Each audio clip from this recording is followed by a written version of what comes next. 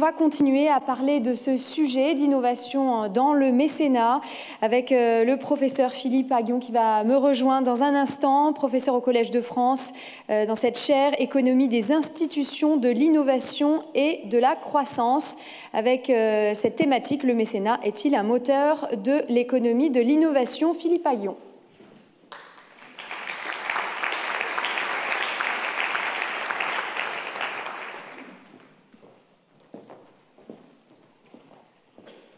Merci. Voilà, merci beaucoup de m'avoir invité. Donc je suis économiste spécialisé dans l'économie de l'innovation et de la croissance, et je suis plutôt un théoricien. Je travaille avec des empiristes, mais je suis moi-même théoricien. Et disons que quand on travaille sur la théorie de l'innovation, la théorie de la croissance par l'innovation, déjà je voudrais vous mettre dans la tête quelques petites graines. Et les petites graines, c'est quelques paradigmes. Alors, les modèles économiques sont toujours simplificateurs. Évidemment, la réalité est toujours plus complexe que les modèles, mais les modèles vous aident à penser de manière systématique. D'abord, il y a l'idée que si moi j'innove, ça me rapporte des profits, mais je fais avancer le savoir durablement. Et d'autres, après, pourront s'appuyer sur mes avancées de savoir. Donc, j'exerce ce que j'appelle des externalités technologiques. C'est-à-dire que l'innovation, elle est bonne pour moi, mais elle fait avancer l'économie dans son ensemble. Et typiquement, quelqu'un qui innove n'internalise pas toutes les externalités technologiques, en anglais on dit knowledge externalities, qu'il peut avoir sur les gens qui vont s'appuyer sur ces innovations. Donc ça tend à avoir trop peu d'innovation, parce que je n'internalise pas tous les gains futurs que je permets grâce à mon innovation. Alors d'un autre côté, il y a ce qu'on appelle la destruction créatrice, c'est-à-dire qu'en innovant, je détruis les rentes d'un prédécesseur. Ça non plus, je ne l'internalise pas. Donc ça, évidemment, ça tend à produire trop d'innovation. Mais en fait, c'est l'effet externalité qui domine l'effet de destruction créatrice quand il s'agit de savoir est-ce qu'on a trop ou pas assez d'innovation. Donc il y a déjà cette idée-là. Et le fait qu'il n'y ait pas assez d'innovation, ce n'est pas seulement les externalités technologiques, mais c'est les contraintes de crédit. Il y a des gens qui voudraient innover, mais ils ne peuvent pas emprunter jusqu'à la valeur nette présente de leur profit futur pour investir dans leur innovation. Et donc, c'est ça qui fait qu'il faut une intervention d'autres acteurs que le secteur privé. On ne peut pas avoir une économie en laisser-faire, produira trop peu d'innovation. Alors la question, c'est qui doit aider, d'accord? Deuxième chose, l'innovation est un processus multistage, c'est-à-dire que j'ai une idée, après je passe mon idée à Mathilde, Mathilde, elle passe l'idée à d'autres, etc. Et en fait, si vous voulez, au début, on ne sait pas trop ce qu'on cherche. Au début, c'est très incertain. Et plus tard, on se rapproche de la commercialisation. Mais vous voyez, il y a différents stades. Une idée en donne une autre, qui en donne une autre, qui en donne une autre, et on arrive après à quelque chose de commercialisable. Mais en gros, un chercheur, il valorise deux choses. Évidemment, on veut gagner sa vie. Et les innovateurs veulent pouvoir gagner de l'argent avec leur innovation. Mais on valorise également la liberté, le plaisir de chercher et la liberté de faire ce qu'on veut. Alors en fait, on peut montrer que c'est optimal d'avoir les premiers stades de développement d'une idée. Fait pas du tout dans firme privée, parce que la firme, l'entreprise, elle va vous dire sur quoi chercher, elle va vous enlever la liberté. Moi, j'ai travaillé à un moment donné dans une organisation internationale. Je gagnais plus d'argent qu'à l'université, mais on me contraignait dans ce que je faisais. On a besoin de liberté, particulièrement pour la recherche fondamentale. Donc, c'est optimal d'avoir les premiers stades de recherche d'une idée. Vous voyez, dans l'université, avec la liberté et l'échange d'idées très libres. Par contre, quand on se rapproche de la commercialisation, c'est plus optimal d'avoir ça dans l'entreprise qui focalise votre recherche. Et aussi veut être sûr que l'idée n'est pas prise par d'autres. Donc c'est très intéressant, c'est-à-dire que si vous représentez la recherche comme un processus partant d'une idée très fondamentale et embryonnaire et se développant de plus en plus vers quelque chose qui aboutit, typiquement, ça sera optimal que les stades ultimes soient performés dans les entreprises privées, mais les stades d'avant, ce n'est pas le domaine de l'entreprise privée. Donc l'entreprise privée, elle ne va faire tout ce qui peut être breveté, etc. C'est que le stade final du développement de l'idée. Et la question, c'est qui vient avant? Alors l'État ou les mécènes, ou les deux, d'accord? Donc voilà les cadres de pensée, vous voyez? Donc maintenant que j'ai ces cadres de pensée, je peux commencer mon truc. Donc, je commence maintenant. Hein. Donc ce que j'ai dit jusqu'à maintenant, c'était pas. Voilà. Ça, c'est pour vous mettre les petites graines. Voilà, d'accord? Alors, la théorie économique explique bien pourquoi l'innovation a besoin d'autres acteurs que purement les firmes privées. D'accord? C'est les idées que je vous ai développées. Pourquoi? Mais elle n'explique pas le rôle du mécénat tel qu'est. Et pourtant, le pays leader en matière d'innovation, les États-Unis, eh bien, on sait que le mécénat joue un rôle prépondérant dans le financement de la recherche fondamentale et de la science. Imaginez-vous qu'en ce moment, 30% des dépenses annuelles en recherche fondamentale, science et engineering dans les top 50 universities aux États-Unis est financé par le mécénat. C'est 7 milliards par an donnés entièrement aux universités à la science. Vous voyez, je veux dire, ça c'est quand même extraordinaire. 7 milliards par an là-dedans. Nous, on a du mécénat en France, mais ça va dans d'autres choses. Pas beaucoup à l'université, hein. Enfin, un peu chez nous, mais pas beaucoup. Bon. Alors, si vous voulez, la tradition du mécénat aux États-Unis, ça commence avec James Smithson en 1820. Il veut créer à Washington un établissement pour l'accroissement et la diffusion du savoir. Ça continue avec la création d'un certain nombre d'instituts, comme le Carnegie Institute of Washington, pour financer des domaines de recherche fondamentale peu investis par l'État. Par exemple, le Carnegie, c'est la géophysique, plant biology, l'embryologie, etc. Voyez. Et puis, il y a la Rockefeller Foundation. La Rockefeller Foundation, c'est l'astronomie, la physique, la chimie, la biologie. Et il y a un certain nombre d'autres fondations. Et donc, c'est intéressant de voir que, en fait, pour la recherche fondamentale, aux États-Unis, l'État a joué un certain rôle, mais les fondations et le mécénat a joué un rôle très important aux États-Unis dans le développement des grandes universités américaines. Voilà. Et vous savez que très bien que sans quelque chose que je n'arrive pas à expliquer à Bercy, en France et à l'Élysée, c'est qu'on ne devient pas un grand pays d'innovation si on n'a pas des grandes universités. Vous n'auriez pas la Silicon Valley sans Stanford, vous n'auriez pas la route 128 sans Harvard et MIT. C'est quelque chose qu'on a du mal à intégrer chez nous. Voilà. Donc le mécénat a joué un rôle très important. Le mécénat a joué un rôle très important aux États-Unis au départ pour financer de la recherche fondamentale. Alors, quel stade dans le processus d'innovation le mécénat finance-t-il? Est-ce que c'est le stade du début, quand c'est recherche très fondamentale? Est-ce que c'est le stade tout près de la commercialisation? Ou est-ce que c'est le stade au milieu, quand la recherche fondamentale a été faite, mais je n'arrive pas à passer bien au stade de la commercialisation? Eh bien, aux États-Unis, entre 1850 et le début du XXe siècle, c'est surtout l'aide à la recherche fondamentale. C'est-à-dire que vraiment, comme je le disais il y a un instant, les grandes fondations, le mécénat a aidé l'établissement des grandes universités américaines. Ils leur ont donné des endowments, comme on dit. Hein, et ça a été crucial, quoi. Et alors, évidemment, c'est une recherche hautement incertaine, abstraite, qui a peu de chances d'être directement financée directement par le secteur privé. Et là, l'État a joué un certain rôle, mais ça a été beaucoup le mécénat aux États-Unis qui a joué. Plus récemment, aux États-Unis, le mécénat a évolué vers le mid-stage. Vous voyez, vous avez donc le early stage, vous avez le stade de la commercialisation, et vous avez au milieu. Au milieu, c'est ce qu'on appelle le translationnel. C'est j'aide à transformer des innovations fondamentales et les rendre opérationnelles. Alors, il y a d'autres outils. Le DARPA, par exemple, le Defense Advanced Research Program Agency aux États-Unis, créé pendant la guerre froide, a aidé à traiter de ce mid-stage. Vous voyez, il fallait devenir opérationnel dans le domaine de l'espace, de la défense, etc. Mais c'est aussi pendant la guerre froide que les Américains ont créé la NHS, et la National Science Foundation. Mais c'est intéressant que, en fait, le mécénat a de plus en plus complété des dispositifs mis en place par les gouvernements pour traiter du mid-stage. Vous voyez, au début, ils ont mis en place des grandes universités, puis après, ils se sont trouvés confrontés au problème du mid-stage, et là, il y a eu à la fois l'État et le mécénat qui s'est orienté vers le mid-stage. Il faut savoir que maintenant, actuellement aux États-Unis, pour $1, il y a 75 cents qui sont investis dans le translationnel maintenant. Donc ça s'est beaucoup déplacé vers le mid-stage, surtout la médecine. D'accord? Donc voilà, donc ça c'est important. Alors il y a un exemple très intéressant là, d'exemple pourquoi c'est utile d'avoir du mécénat en plus des financements publics. Par exemple, dans le domaine de la santé, il y a la fameuse NIH, National Institute of Health, qui finance plein de projets, mais ça donne de l'argent à plein de gens. Mais il y a un truc très intéressant aux États-Unis, qui est la Howard Hughes Medical Institute.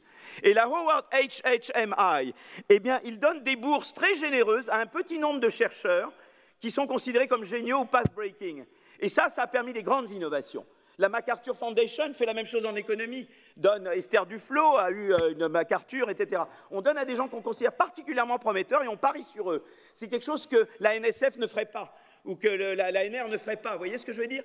Et là, on voit bien, c'est des trucs très risqués, c'est des paris sur des gens. Et là, on voit, mais ça fait une grande différence d'avoir en plus du NIH, dont on a besoin, le Howard Hughes Medical Institute. Voilà, donc ça, c'est une chose intéressante. Qu'est-ce qu'on peut faire chez... Mais nous, on est tellement en retard, surtout qu'on n'en est même pas là. Bon.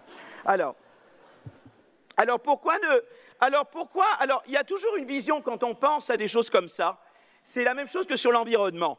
Il y a Milton Friedman. Milton Friedman, il vous dit, eh bien, les entreprises, c'est fait pour faire des profits. Si vous êtes des mécènes, vous occupez pas, faites de l'argent, et l'État est là pour vous taxer, réguler, etc. Quelque part, séparons les rôles. Les entreprises, c'est pas fait pour être sympa sur l'environnement, c'est pas fait pour être social, c'est pas fait pour être... Ça doit juste faire des profits, et nous, on est là pour vous réguler, etc. Ça, c'est une vision Friedman. Ce qui est très intéressant, d'ailleurs, en France, c'est que la vision friedmanienne est partagée par des gens, certaines personnes très à gauche radicales en France, parce que les deux, eux aussi, pensent que si on développe le mécénat, ça déresponsabilise l'État. C'est très intéressant de voir l'idée de Friedman développée à la fois par les Friedmaniens et au bout du spectre. Les deux disent l'État-providence. Et donc, ne faisons rien pour déresponsabiliser l'État. C'est quelque chose d'intéressant en soi. Alors, maintenant, pourquoi ne pas se reposer sur l'État entièrement pour la recherche fondamentale? Eh bien, je pense qu'il y a l'idée que l'État n'est pas parfait. L'État est formidable, mais l'État n'est pas parfait. Par exemple, les leaders politiques sont court-termistes. Ils visent souvent à être réélus, vous voyez, et souvent sur d'autres choses. Les choses ça arrive, oui, ça arrive. Et souvent, c'est sur des choses qui sont perceptibles, vous voyez, où il y a des résultats tout de suite. Je préfère donner maintenant que dans des choses qui donneront beaucoup plus tard. Ils sont sujets à influence. Et puis, il y a également la formation des dirigeants.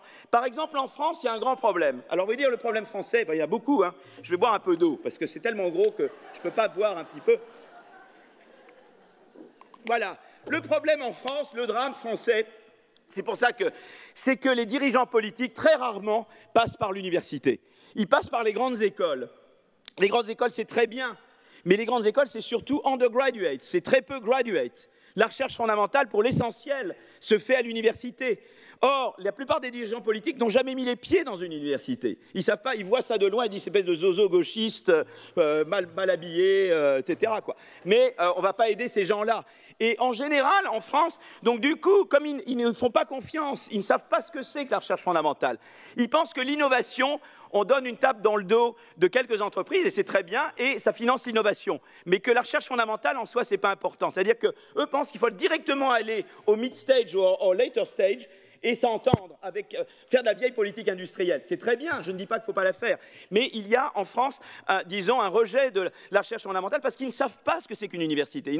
Et évidemment, comme ils ne savent pas, ils ne les financent pas, du coup les universités sont pauvres et du coup ça perpétue cette image de misère et de pauvreté de l'université qui conforte les dirigeants politiques dans l'idée que vraiment l'innovation, on s'entend avec X, Y, Z, je ne nomme personne, mais on ne traite pas trop avec l'université. Donc ça, c'est quand même un truc intéressant. Alors, donc, si vous voulez... alors maintenant, pourquoi l'aide philanthropique à la science est-elle si faible en France? En France, il y a 3,5 milliards d'euros en mécénat, mais pas beaucoup va à la science. Voilà, très peu en fait. D'accord? Je veux dire, l'université de Ramallah, elle est beaucoup mieux que la plupart des universités que j'ai visitées en France. Birzeit, c'est un luxe, c'est luxueux à côté de ce que je... Bon. Donc, en fait, ce qui se passe, c'est que les mécènes, en fait, le problème, c'est que souvent, eh bien, eux aussi ont déserté les grandes universités, les universités. Le problème chez nous, c'est que les mécènes disent, eh bien, nous, on n'a pas besoin puisqu'il y a l'État, et qu'on taxe beaucoup, et que l'État est là, et l'État fait tout. Mais les mécènes, ils ne savent pas que les dirigeants politiques ont déserté l'université. Mais les mécènes eux-mêmes ont souvent déserté l'université. Eux-mêmes sont issus des grandes écoles et n'ont pas tellement fait l'université. Donc, donc, si vous voulez, c'est très intéressant. Vous savez, j'ai mon expérience personnelle. J'ai essayé, moi, de lever des fonds pour ma recherche. J'ai eu quelques personnes qui m'ont aidé. Mais c'était très dur. Par contre, si je dis, je vais dans des lycées et j'enseigne dans des lycées, etc., et je vais dans des zones, là, ça parle à leur expérience, parce qu'ils ont été au lycée quand même. Donc ça, ils se disent, ah oui, tiens, les lycées, ça je fais. L'université, ça je sais pas. D'accord? Donc c'est très intéressant. Tu vois ça en grandeur nature, quoi. Voilà. Bon. J'ai presque terminé, parce que là, vous n'en pouvez plus de moi maintenant. Bon. Alors, les instruments pour inciter au mécénat, ben, il y a les tax exemptions. Par exemple, aux États-Unis, il y a eu le Revenue Act en 1894, le Tax Reform Act en 1969, qui ont incité, qui ont stimulé le mécénat. Alors nous, c'est très intéressant. Moi, j'étais plutôt partisan de supprimer l'ISF, je ne regrette pas, mais c'est vrai qu'on constate que quand il y a eu suppression de l'ISF, au lieu d'inciter à davantage donner, ça a diminué le mécénat en France. Donc ça, c'est quand même un problème. Donc là, il y a un truc à revoir. On est en train d'évaluer l'ISF. Je ne sais pas s'il faut... Moi, je ne suis pas pour le rétablir, mais il y a quelque chose qui ne va pas, quoi. C'est pas juste. Quand j'enlève l'ISF, et alors le mécénat baisse, bon, là, il y a problème. Donc, deuxièmement, il y a, je pense, la réputation. De la même manière que maintenant, on montre du doigt les entreprises qui polluent, ou on montre du doigt à Harvard. Moi, j'étais dans un comité de social responsibility à Harvard, où, évidemment, quand il y avait des investissements dans des pays où les enfants travaillent, ou des investissements dans les pays polluants, eh bien, c'était montré du doigt. Je pense maintenant qu'il faut louer les entreprises qui aident la recherche. Et je pense que ça, maintenant, grâce notamment aux réseaux sociaux, ça permet, plus que jamais, de développer des réputations. Et je pense que de plus en plus, les gens, quand ils vont acheter des produits dans les entreprises, ils vont regarder la réputation de l'entreprise. On parle beaucoup de la réputation en matière d'environnement et de travail et de conditions de travail, mais je pense que l'aide à la recherche est également un critère à intégrer. Et donc, je pense que c'est important. Mais je crois qu'un autre instrument, c'était ce que j'ai dit tout à l'heure, c'est surmonter la division entre grandes écoles et universités. Je crois que c'est très important en France de créer des top universities dont les gens soient fiers, que quelqu'un se dise, par exemple, Dauphine, maintenant, ça fait partie de Paris Sciences et Lettres. Ben voilà, ou d'autres, et de dire, je suis dans une grande université qui a vocation à être dans le top 50, hein, et je veux aider l'université. Donc, par exemple, les alumni, je pense que c'est très important que les universités aient des board of governors, et que dans les boards, il y ait en partie les anciens alumni qui ont pour souci de pousser la réputation de l'université où ils ont été, dont ils soient fiers. Donc, créer des grandes et belles universités, et en mettant des anciens alumni dans le board, je pense que ça va contribuer à créer cette culture que l'université, c'est important et qu'il faut aider l'université. Voilà. Parce que, si vous voulez, je crois que... Et l'État a ce rôle, donc, à travers la politique fiscale, à travers la manière d'organiser entre grandes écoles et universités, je pense que l'État est indispensable parce que le mécénat tout seul, et par exemple aux États-Unis, ce qui est très important, ce qui est très intéressant, c'est qu'au début, c'était la recherche fondamentale, et puis, comme je vous ai dit, il est allé vers le translationnel, mais dans quelques domaines seulement. Et c'est important. Et donc, il y a des problèmes de allocative efficiency et de manque de coordination. Et l'État a un rôle à jouer comme coordinateur, comme facilitateur, et pour organiser le système de recherche et de développement dans son ensemble, de façon à ce que l'articulation État-mécénat soit la plus fructueuse possible. Voilà. Et je crois qu'il y a des synergies évidentes, mais ça implique que l'État non seulement investisse plus, mais mieux. Et alors, un des gros problèmes de l'État, c'est le sous-investissement dramatique. Vous avez vu le projet de budget pour l'année prochaine. Vous regardez le budget de la recherche fondamentale, on a envie de pleurer, quoi. Moi, je croyais qu'il allait y avoir un grand truc. Le Premier ministre fait appeler différentes personnes pour dire « vous allez voir ce que vous allez voir, ce que vous allez voir », et la montagne accouche d'une souris. Donc là, on a besoin que l'État, que le budget soit très conséquent en matière, parce que je pense que ça soutiendra le mécénat. Je pense qu'une intervention de l'État, à la fois plus de financement et une meilleure gouvernance, aidera et encouragera un mécénat plus important et de meilleure qualité pour aider la science et l'innovation. Merci beaucoup.